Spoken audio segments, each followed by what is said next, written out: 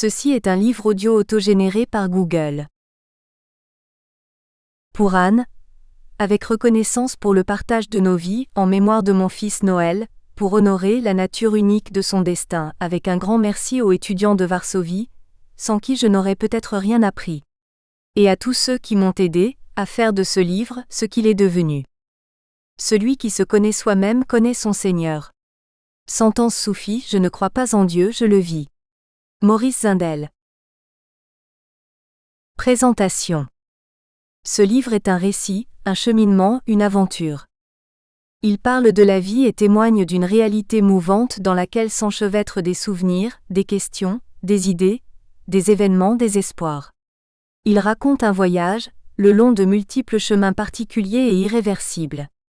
Il parle du voyageur et de ses rencontres, décrit certains détours inévitables à la recherche de voies nouvelles, mentionne ses hésitations subites dans le dédale des croyances personnelles et des manifestations du sacré. Il parle de la foi, des religions, s'attache à des signes inconnus et à des messages mystérieux, comme s'il poursuivait obstinément la clé fuyante d'une énigme. Les faits sont avant tout autobiographiques, car personne ne peut parler de la vie avec quelque authenticité sans y impliquer sa propre personne, et leur interprétation dépend à l'évidence de la culture de l'auteur, donc de la mienne. Il serait donc artificiel d'ignorer l'héritage qui m'identifie. Car si la recherche de la sagesse est tentée dans certaines circonstances, de poursuivre des visions universelles et prétendre devenir unique, elle naît toujours avec des racines dans un environnement précis, et ne se développe jamais seule car tout dépend de son propre regard. Ma recherche est donc enracinée. Tous les acteurs de cette histoire ont réellement existé, ou vivent encore. Les ressemblances avec des histoires et des personnes réelles sont donc tout à fait logiques.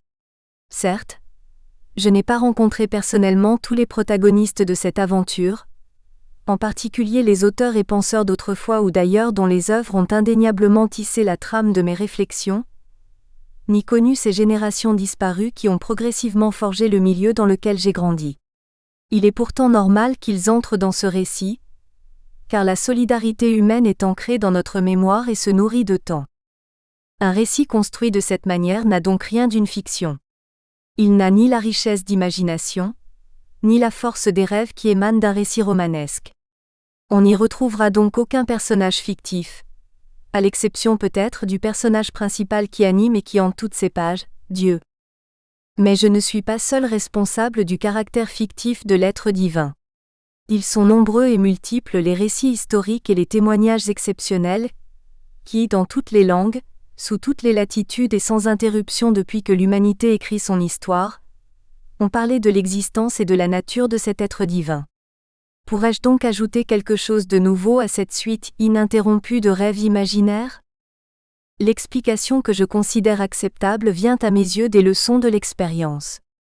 En effet, chaque fois qu'un être humain privilégié témoigne de sa propre rencontre avec la réalité surnaturelle et insaisissable qu'il appelle Dieu, il mentionne la nécessité de développer un autre regard qui le projette au-delà du réel et lui permette de percevoir et de connaître ce que voile la banalité journalière. La fiction, ne débute-t-elle pas quand nous tentons d'échapper à la réalité ? Pourquoi ne se retrouverait-elle pas dans le monde du divin ? Dans ce monde dont tous les témoins confirmés affirment justement qu'il est au-delà de nous-mêmes, et qu'il exige toujours d'être dévoilé.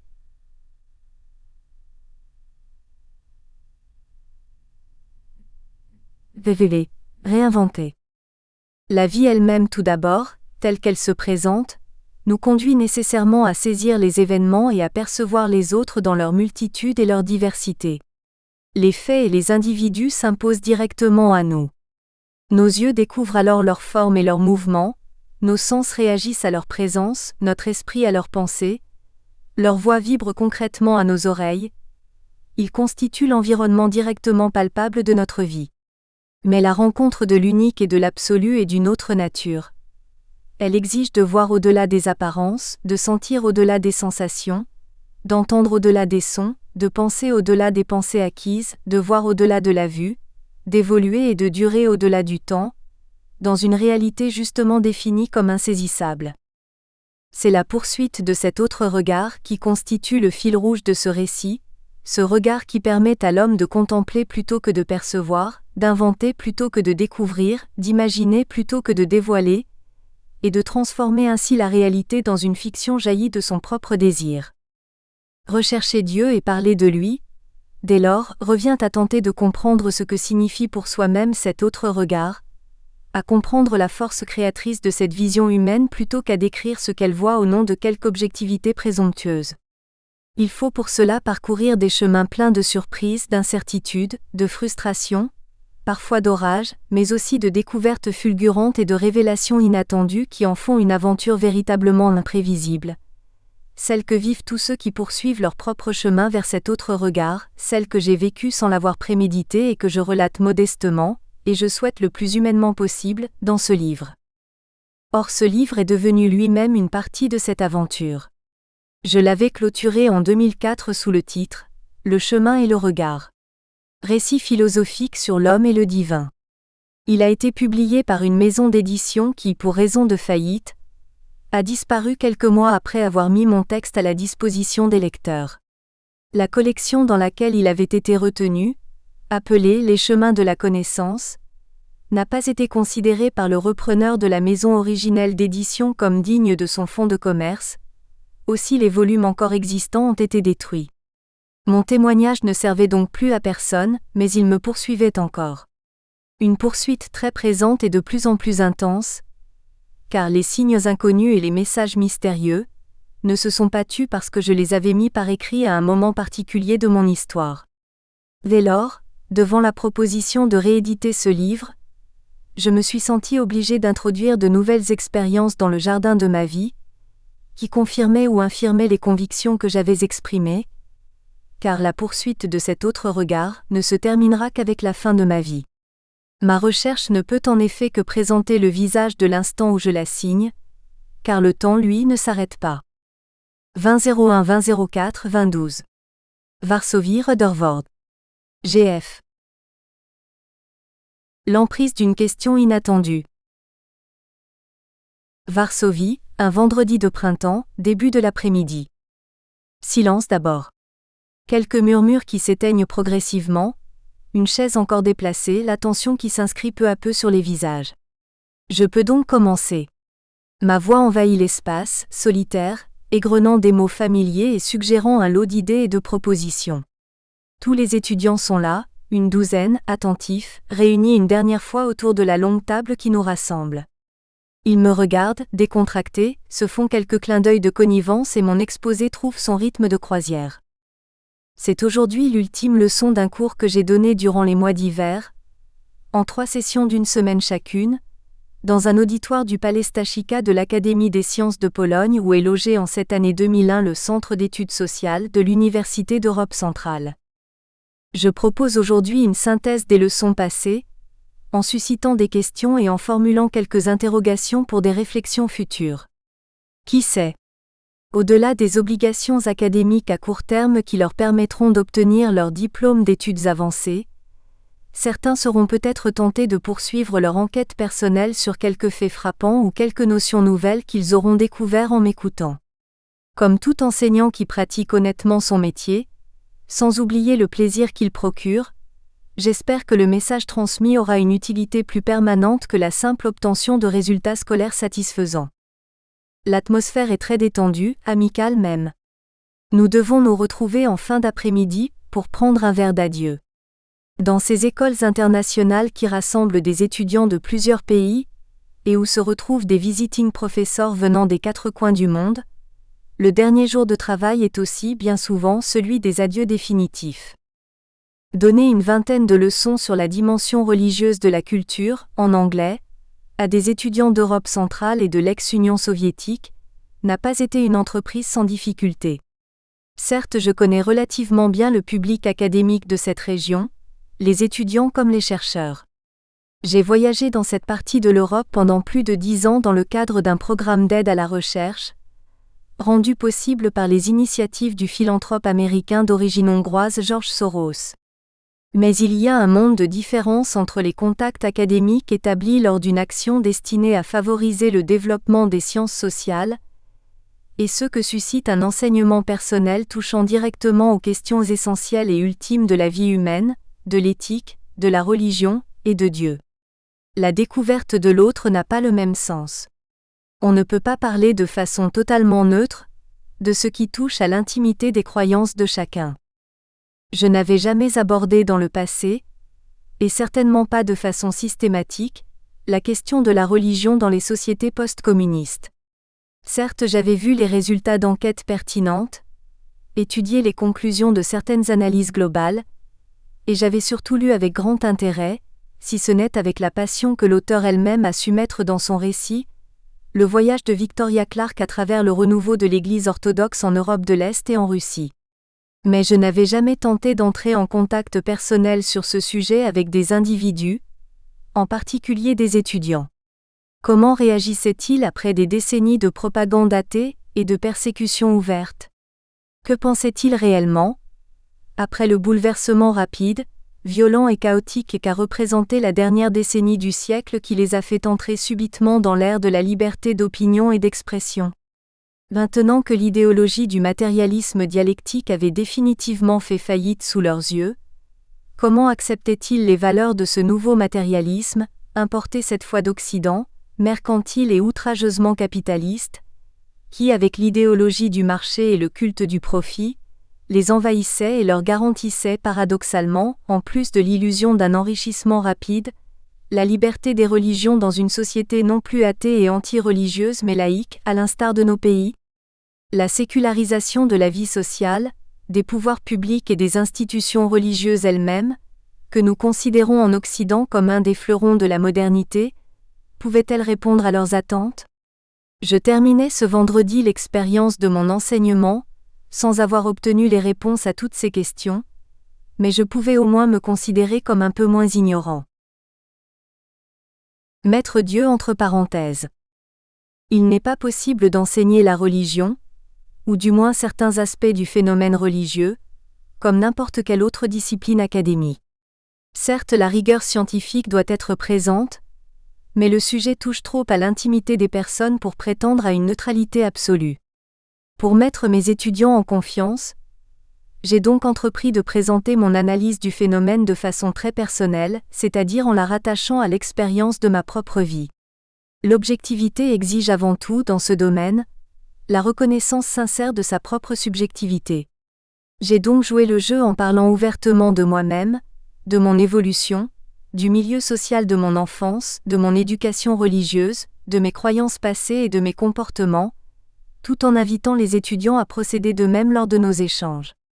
Ils l'ont fait sans hésitation, telle cette étudiante russe qui avait été baptisée secrètement par sa mère et sa grand-mère, dans la tradition orthodoxe à l'insu du père athée, et avait ainsi reçu son éducation religieuse en cachette, telle cette jeune Roumaine d'origine juive, que ses parents avaient fait baptiser pour qu'elle puisse entrer dans le système scolaire sans difficulté, tel le grand Slovaque, aimable et souriant,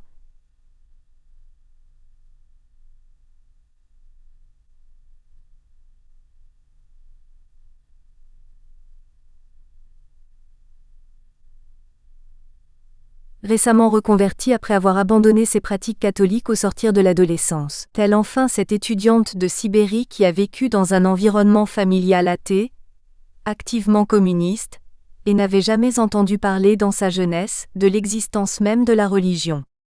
Tous ces témoignages directs ont grandement enrichi notre travail commun et facilité notre compréhension mutuelle.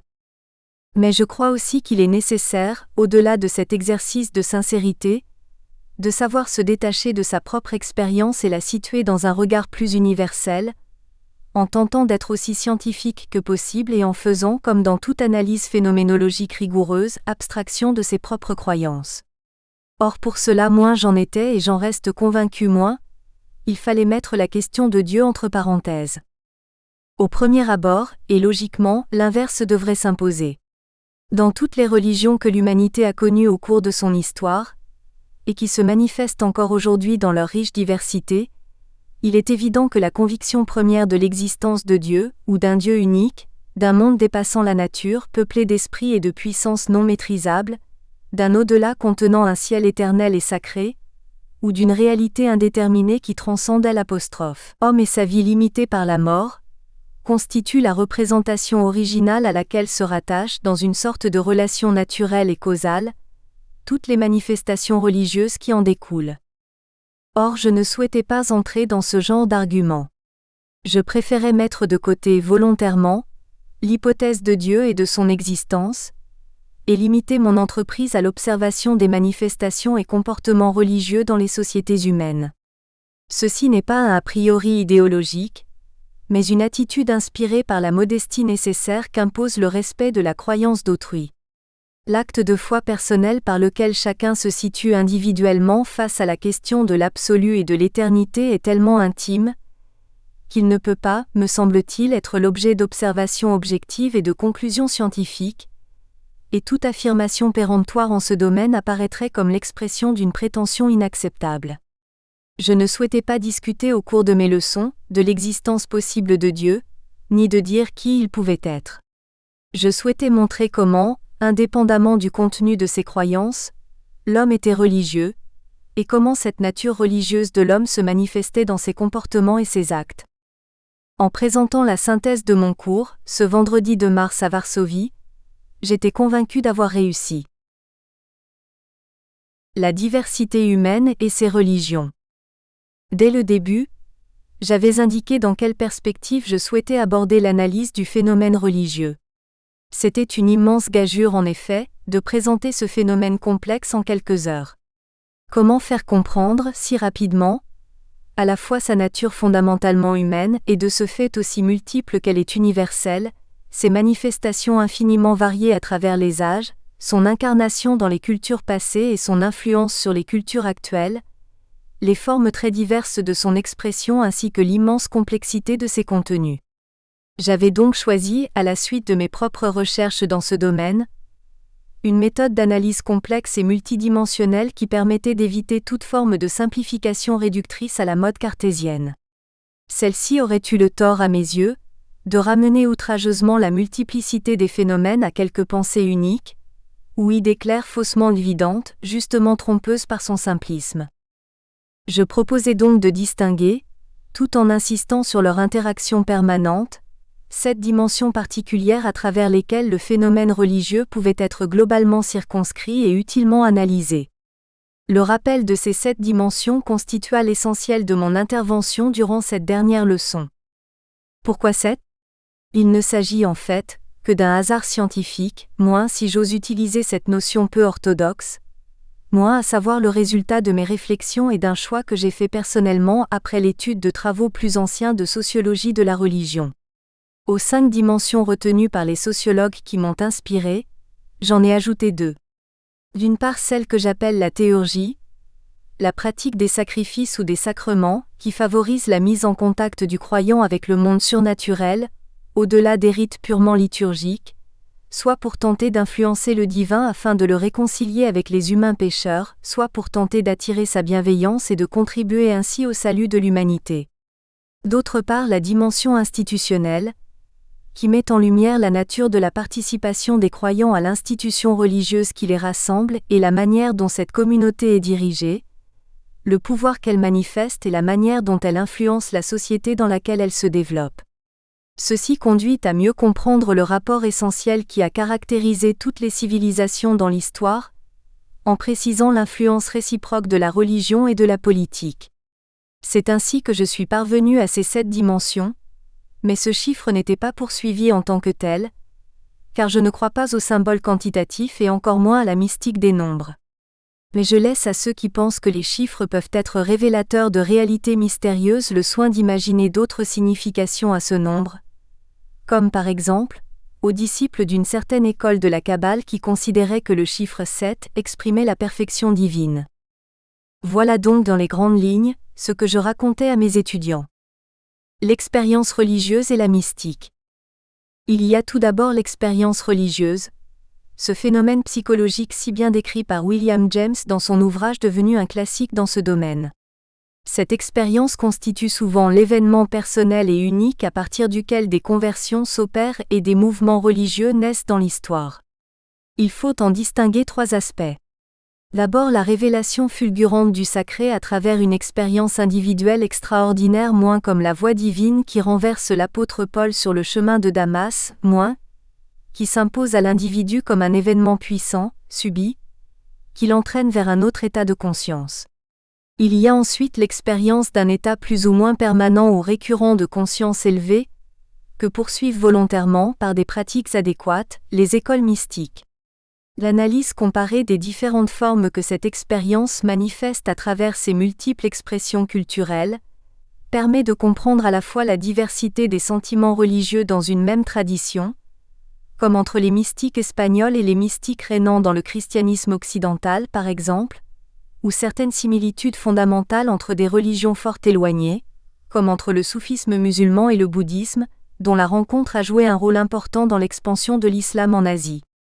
Et il y a, finalement, l'expérience de la religion que fait le commun des mortels, à travers son éducation, sa famille, ses réflexions personnelles, la pratique des rites et des traditions, surtout si elles revêtent la forme de sacrements surnaturels, qui n'entraînent pas nécessairement un envol sacré de l'âme, mais qui constituent pour la majorité des individus, la représentation personnelle que l'on retient du phénomène religieux. Nous savons aujourd'hui que cette dimension expérientielle fait l'objet d'une attention particulière de la part de certains mouvements psychothérapeutiques qui proposent de retrouver, par la pratique de techniques soi-disant mystiques, un état spécial de conscience et un sens de soi qui peut être assimilé au bonheur. Quelles qu'en soient les méthodes, l'expérience religieuse que procure prière, méditation, y compris leurs formes orientales du yoga et du zen, ascèse, danse, transe et toutes les formes de mysticisme, trouvent leur place dans la compréhension du phénomène religieux. Les liturgies et les rites. Je leur ai parlé ensuite des rites et des pratiques religieuses, tant sous la forme des liturgies formelles qui se déroulent à l'intérieur des temples et des églises pendant la célébration des cultes, que sous celle des rites comportementaux de la vie quotidienne ou des étapes de l'existence. Par la pratique de gestes récurrents, de fêtes ou d'obligations diverses, les croyants témoignent de leur foi et de leur appartenance à leur religion. Ces comportements ritualisés ont à l'évidence un impact culturel considérable sur la vie sociale, surtout s'ils impliquent différemment les hommes et les femmes. C'est à cette dimension rituelle que l'on doit par exemple, l'existence des week-ends dans le monde entier.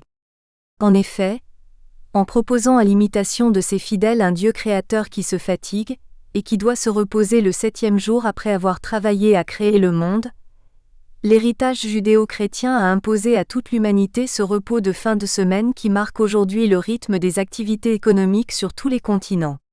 Mais il faut tenir compte également d'autres effets culturels de l'intervention des rites dans la vie même des individus, circoncision, baptême, jeûne, formalités marquant les passages de la vie tels les mariages et les rites d'initiation, finalement de la mort. C'est aussi autour de ces rites que s'établissent certains rapports de respect et de pouvoir entre les différentes castes de fidèles, moins principalement entre le clergé et les laïcs, mais aussi entre hommes et femmes moins, qui se manifestent souvent dans la forme des habillements, la langue des liturgies et dans l'espace architectural des églises. Ceci justifie, par exemple, la fonction de l'iconostase, ce grand mur couvert d'icônes qui, dans les églises orthodoxes, sépare des laïcs le sanctuaire où officient les prêtres. D'autres réflexions contribuèrent à montrer comment les rites ont marqué l'histoire des arts, de la musique en particulier.